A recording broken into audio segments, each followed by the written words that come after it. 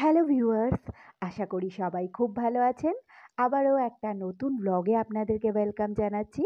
আপনারা দেখছেন daily life inspiration. তো সঙ্গে থাকুন, দেখতে থাকুন ব্লগটা।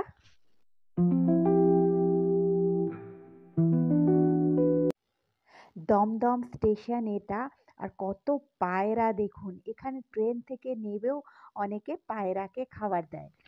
এটা নৈহাটি বজবজ লোকাল, যেটা সকালবেলা 6:30টার সময় আমি উঠেছিলাম ট্রেনে।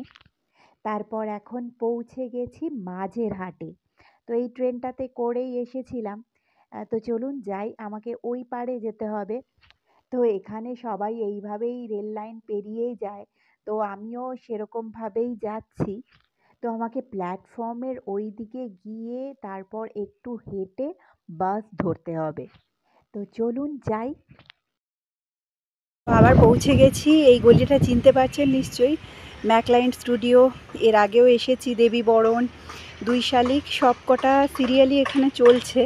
তো আজকেও যাব দেবী বরণে, চলুন যাই।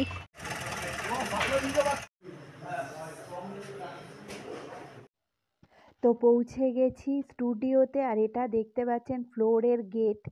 তো আজকে এখানে কাজ হবে না, অন্য একটা ফ্লোরে কাজ হবে, তাই গেটটা এখনো বন্ধ করা হয়নি।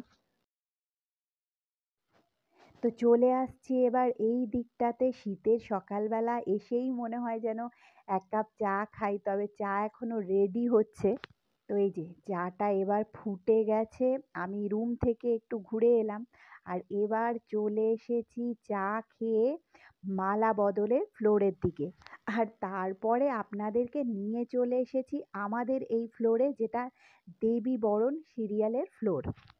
সান বাংলায় যেই সিরিয়ালটা চলছে দেবী বরণ, তো সেটাই এখানে শুটিং চলছে। আজকে একটা মেলার সিন চলছে, প্রচুর সাপোর্টিং আর্টিস্ট এসেছেন আজকে, যেহেতু মেলার সিন অনেক লোকজন লাগে এখানে।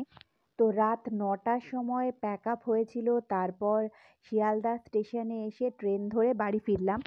তো পরের দিন আবার আমাকে যেতে হবে 2টোর সময়, তাই চলে এসেছি মেট্রো স্টেশনে। তো বন্ধুরা, আজকের ব্লগটা এই পর্যন্তই। আমার ব্লগগুলো কেমন লাগছে কমেন্ট সেকশনে অবশ্যই জানাবেন।